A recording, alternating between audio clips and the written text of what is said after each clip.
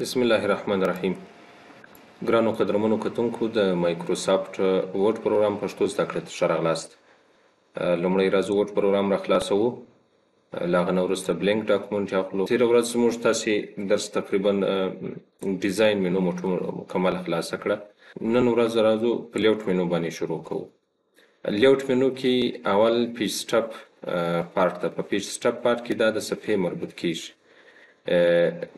لومړی به دلته یو لیکنه واخلو، مساوي رینج قوس شروع قوس باندې انټر. دا لیکنه چې مو ولیکله په دې کې اول موږ تاسې لومړی کمانډ لرو په لیوټ مینو کې د مارجین په نامه ده. مارجین د صفحې چار طرفه خالیګاه ته مارجین ویل کیږي.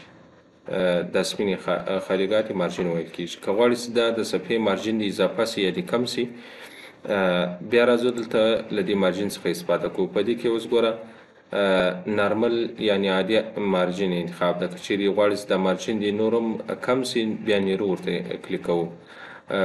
که غواړئ چې مثال یو بل قسم دي په دې شکل باندې دا یو بل قسم سایز ده، دا ورته انتخابوو. وایډ بیا یو بل قسم سایز نه، بیا یو بل قسم سایز ده، کولی شئ ورته انتخاب کړئ. مقصد کولی شئ هر قسم سایز د دې مارجین لپاره غوره کړئ، ورته انتخاب کړئ. کوم وخت چې دلته کسټوم مارجین ته راځو، په کسټوم مارجین کې بیا کولی شو په هر طرف چې ته ورته اضافه کوئ یا کموئ، هغه طرف کې بیا په خپله خوښه باندې ایډیټ کولی شئ. مثال ټاپ طرف ته یا آوټساید ده، بټم طرف ته، انساید ده، هر طرف چې دا د صفحې مارجین اضافه کوئ په هغه طرف باندې مثال د دې پورته وکتور په واسطه باندې مارجین اضافه کیږي او د دې کښته وکتور په واسطه بیا بیرته د مارجین اندازه کمولی شو. په دې کې یو بل کمانډ د ګټر په نامه ده. ګټر که چیرې تاسې ورته فکر شوي، دا ځینې کتابچې دا د سنجاق پر ځای باندې ګنډلې شوي، یو سیم ته وتلی.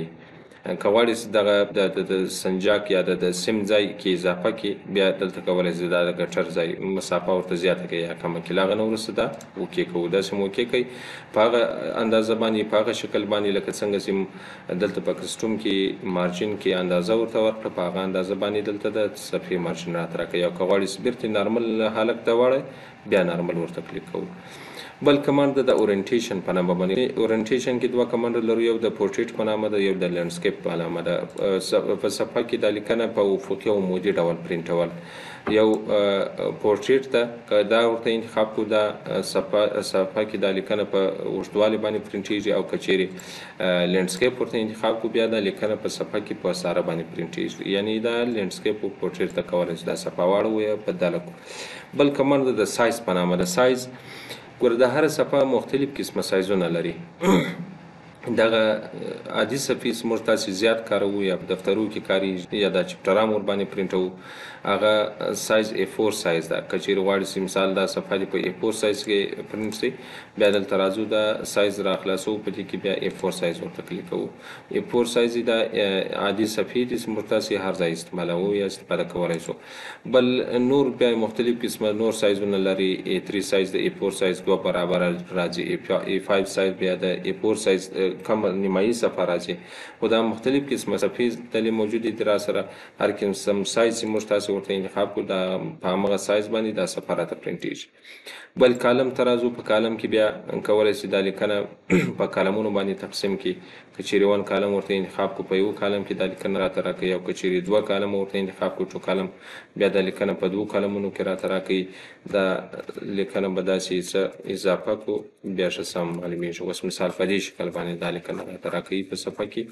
یعنې 2 کالمونه که چیرې ستاسې ورته فکر شوي په د اخبارونو کې چې کومه لیکنه لیکل کېږي، دا عموما په کالمونو کې لیکل کېږي. نو دا کالمونه له دې ځای څخه ورته انتخابولی شو. که چیرې 3 ورته انتخاب کړو، بیا په 3 کالمونو کې دا لیکنه راته راکوي. البته په هغه ځای کې چې مونږ کلیک کړی. اوس مثال دلته راځو، دا د سره په صفحه کې کلیک کوو او دلته 3 کالم، بیا دا لیکنه په 3 کالمونو کې راته راکوي. لیفټ طرف که چیرې لیفټ ورته انتخاب کړو، بیا دا لیکنه په 2 کالمونو کې راته راکوي. دا چپ طرف کالم بیا کوچنی کوي نسبت هغه د ښي طرف کالم ته. او که چیرې رایټ ورته انتخاب کړو، رایټ طرف کالم بیا کوچنی کوي نسبت هغه چپ طرف کالم ته. له هغه نه وروسته پر مور کالم باندې کلیک وکړو. په دې کې اوس ګوره نور هم کولی سي تر 3 تر 4 اضافه کالمونه کې جوړ کړي. دلته تعداد ورته اضافه کوو یا کموو. بل په دې کې نوی کمانډ د رایټ ټو لیفټ په نامه ده. که چیرې دا ورته انتخاب کړو چپ طرف کالم یا ښي طرف کالم غټول یا کوچنی کول، هغه دلته هم انتخابولی سو. دلته هم کولی سي انتخاب کړي. لاین بټوین د دې کالمونو ترمنځ یو لاین ایښول. که چیرې دا ورته انتخاب کړو د هغه نه وروسته یې اوکې کړو، په همدې شکل باندې یو لاین ایښول کېږي. بل کمانډ ده په دې کې اپلای ټو. پر څه شی غواړئ چې دا اپلای کړي. که چیرې هول ډاکومنټ ورته انتخاب کړو دا تغیرات پر ټول ډاکومنټ باندې اپلای کېږي. او که چیرې دلته راشو اوس مثال دغه 2 صفحې نه دي، دا 2 صفحې باید په 2 کالمونو کې سي. له دې څخه وروسته چې کوم نورې لیکنه راځي هغه باید بېرته په 1 کالم کې سي. نو دلته بیا پر مور کالم باندې کلیک کوو. په مور کالم باندې سم کلیک وکړئ، بیا دلته 1 کالم اخلو. دا 1 کالم بیا دلته راځو اپلای کوو پر this point forward. هر ځای سم کلیک کړئ، له هغه ځای څخه وروسته د موږ وایي دا تغیرات شي سي په هماغه شکل باندې سي. اوس مثال دغه 2 صفحې وي، دغه هم په 2 کالمونو کې راوستې او دا نورې صفحې بیا دي هغه هم 1 کالم ورته انتخاب کړي. بل کمانډ د بریک په نامه ده. که چیرې دلته راشو اوس مثال دا معلومات انتقال کړي بلې صفحې ته نه، له دې ځای څخه هر ځای سم کلیک وکړئ، له همغه ځای څخه معلومات انتقالېږي بلې صفحې ته، بیا پر دې پیج بریک باندې کلیک کوو. صحیح سو. بل بریک کې بل کمانډ د کالم په نامه ده. که غواړئ چې له یو کالم څخه بل کالم ته ولاړ شئ یا که غواړئ چې یو بل کالم اضافه کړي. اوس مثال دلته موږ تاسې کار کوو په دې کالم کې نه، کرسر هم دلته کلیک کړی د دلته لیکنه اضافه کوو. که غواړئ چې له دې کالم څخه ولاړ شئ دا بل کالم ته، بیا راځو دلته پر دې کالم باندې کلیک کوو. په دې سم کلیک وکړئ، هغه معلومات چې هر ځای کلیک کړي هغه له هغه ځای څخه قطع کوي بل کالم ته ځي. یا دلته اوس مثال موږ تاسې په دې ځای کې کلیک کړی ده نه، له دې ځای څخه که غواړئ چې له دې کالم څخه دا بل کالم ته واوړئ، بیا دلته په بریک کې بیا په کالم باندې کلیک کوو. پر دې سم کلیک وکړئ، له همغه ځای څخه له یو کالم څخه بل کالم ته اړول کېږي.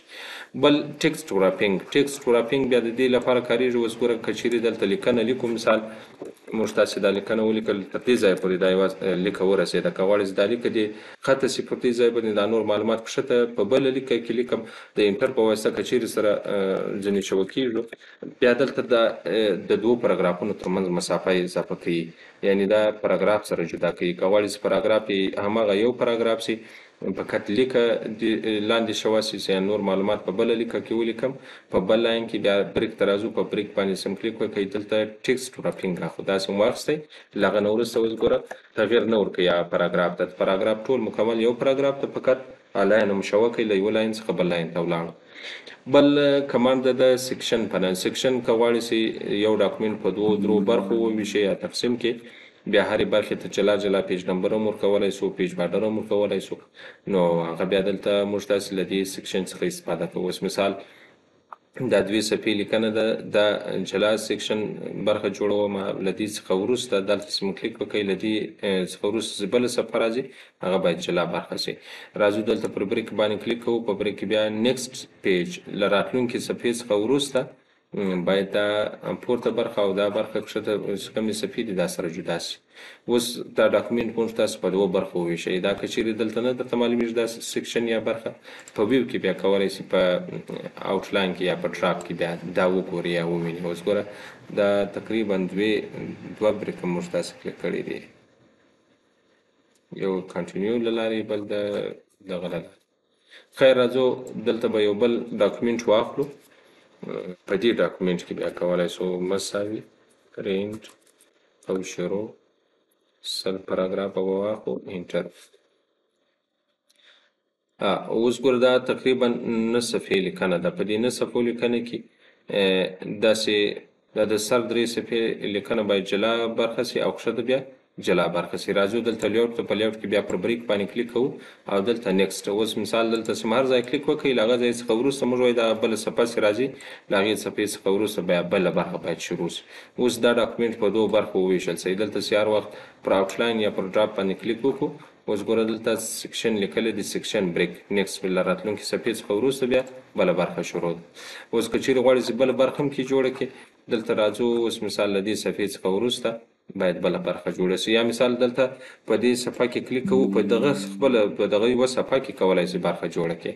بیا لیاوټ ته راځو، په لیاوټ کې بیا بریک ته راځو، په بریک کې بیا پر کنټینیوز باندې کلیک کوو. پر دې سم کلیک وکړئ، خو دې په دغه صفحه کې موږ تاسې دا یوه صفحه هم په دوو برخو باندې تقسیم کړه، یا په دوو برخو وویشله. بل کمانډ د A1 پیج او اوټ پیج په نامه ده. دا هغه وخت استعمالیږي کوم وخت چې موږ تاسې اوس مثال دلته صفحې ته پیج نمبر ورکړو نه. راځو دلته به پیج نمبر واخلو، پیج نمبر مو واخیستل. اوس ګوره دا اوله صفحه چې دا اوله صفحه سوه، دا دومه صفحه سوه، او دا هم دریمه صفحه سوه، څلورمه صفحه سوه. اوس ګوره دلته چې کلیک وکړو، موږ وایي له دې څلورمې صفحې څخه وروسته چې بله صفحه راځي، دا ګوره تاک صفحه ده، دریمه صفحه ده، او دا هم باید شی سي تاک صفحه سي، پنځمه صفحه سي، څلورمه شماره باید کې ورکه سي، عجب ته شماره باید ورکه سي. لیاوټ باندې کلیک کوو، په دې باندې سم کلیک وکړئ، دلته بیا A1 پیج ورته اخلو یا اوټ پیج ورته اخلو. دا څنګه ورته کلیک کوئ، اوس ګوره دا دریمه صفحه سوله، او دا څلورمه شماره یې ورکه کړه، دا بیا پنځمه صفحه سوله. دغسې کولی شئ دلته د جفتې صفحې لپاره اوس مثال دومه صفحه او د څلورمه صفحه باید ذکر سي نه، هلته په ډاکومنټ کې، او دریمه شماره باید کې ورکه سي. د دې لپاره کولی شئ دا A1 او اوټ پیج استعمال. بل کمانډ د په دې کې د هایپنیشن په نامه ده، او بخښئ د لاین نمبر په نامه ده. که غواړئ چې د هرې لیکې ته لاین نمبر ورکړي، راځو دلته کلیک کوو. اوس مثال لاین نمبر راخلاصو، په لاین نمبر کې کنټینیوز ورته کلیک کوو، کنټینیوز هم ورته کلیک کوئ. له سره تر پایه هر څو صفحې لیکنه چې لرو، هر څو برخې صنفي نوی ډاکومنټ واخلو، مساوي پرینټ او شیرو غوسپان ښه راوستو. دلته به یو برخه هم کې اضافه کړو، بریک ته به راسو او نیکسټ پیج به ورته انتخاب کړو. اوس راځو لاین نمبر ته. لاین نمبر ته چې رالو، په دې کې کنټینیوس یې ورته انتخاب کړو. دا باید دا برخه هم لاین نمبر واخلي، خیر خو دا اوس د دې لارې به بېرته ورته انتخاب کړو. اوس ګوره له اولې صفحې څخه، له اول لاین څخه نیولې تر پایه پورې که څه هم دغه برخه دا ډاکومنټ په دوو برخو ویشلی، د ټولو لپاره مسلسله شماره ورکول کېږي. که چیرې دلته راسو ریسټارټ ایچ پیج نمبر ورته انتخاب کړو، دا د هرې صفحې نمبر بیا له سره څخه شروع کېږي، یعنی هره صفحه چې پای ته ورسېږي، د هغه څخه وروسته بله صفحه شروع کېږي، دا لاین نمبر باید شی سي، له سره شروع سي. ریسټارټ ایچ سیکشن، دا که چیرې ورته انتخاب کړو، د هرې برخې اوس ګوره دا جلا برخه وه، او دا بیا جلا برخه ده. د دواړو لاین نمبر باید شی سي، سره جدا سي، د هرې برخې لاین نمبر باید له سره شروع سي. بل کمانډ د سپریس فار کرنټ پاراګراف په نامه ده. که چیرې غواړئ له یو پاراګراف څخه دې لاین نمبر ایسته سي، اوس مثال دا د دوم پاراګراف مې انتخاب کړئ، له دې څخه لاین نمبر ایسته کوم، دا داسې انتخابو، له هغه څخه وروسته په دې کمانډ باندې کلیک کوو، په دې سم کلیک وکړئ. له همغه پاراګراف څخه چې موږ تاسې انتخاب کړی، دا له دوو درو پاراګرافونو څخه هم کولی شئ د لاین نمبر ایسته کړئ. هر څونه پاراګرافونه یا هر څونه لیکنه چې مې انتخاب کړل، له هغه ټولو څخه لاین نمبر ایسته کولی شئ.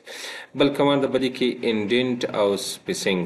انډینټ کې اوس مثال دا یو پاراګراف دا ما کلیک کړی ده، دا دې په صفحه کې څومره مخته شروع سي، یا کولی شئ بېرته د هغه اندازه چې ورته ورکړي هغه ایسته کړي، له منځه یوسئ.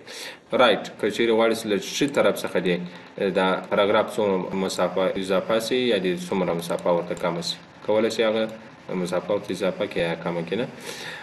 بل سپیسینګ ده، که چیرې غواړئ د پاراګرافونو ترمنځ مسافه زیاته سي یا دې کمه سي، له دې بیفور او افټر څخه استفاده کوو. بیفور مخکې چې کوم پاراګراف وي، د هغه سره مسافه ورته اضافه کول، اوس له دې کمانډ څخه استفاده کوو نه. اوس پر هر پاراګراف سم کلیک وکړئ. اوس مثال په دې دوم پاراګراف هم کلیک کړی دی، تر دې دوم پاراګراف مخکې کوم پاراګراف ده، لومړی پاراګراف ده، د دې لومړي او د دې دوم پاراګراف ترمنځ مسافه اضافه کول یا کمول. او که چیرې پر دې پاراګراف کلیک وکړو، پر دې دوم پاراګراف، له دې څخه وروسته چې کوم پاراګراف راځي، له هغه د دوی دوه ترمنځ مسافه اضافه کول یا کمول، هغه له دې کمانډونو څخه استفاده کوو. نور کمانډونه دا موږ تاسې تقریبا په 65 مینو کې مو ویلي دي، او په هم مینو کې به مو انشاءالله ویلي. که چیرې ستاسې فکر شوی دلته چې یو شپ اضافه کو یا ټیبل اضافه کو، د هغه لپاره دا کمانډونه اضافه کېږي. لیاوټ اوس مثال یو شپ اضافه کوو، دلته انزر ته راځو، په انزر کې دا یو شپ صفحه کې اضافه کوم. داسې مې اضافه کوي په شپ فارمټ مینو کې دا پوزیشن او رب ټیکسټ او برینګ فارورډ او سند بیکورډ دا کمانډونه ټول ویل هیله داسې مشکل بنوي پکښې کې. بل لیوټ مینو ته که چیرته راسو په لیوټ مینو کې هم ګوره همغه ټول کمانډونه را سره فعاله کېږي. پوزیشن دا د تصویر یا د شپ لپاره یو موقعیت غوره کول په صفحه کې، رب ټیکسټ دا لیکنه یا مثال پر شپ باندې چارته راګرځول یا شاته کول یا مخته کول دا کمانډونه څخه استفاده کوو.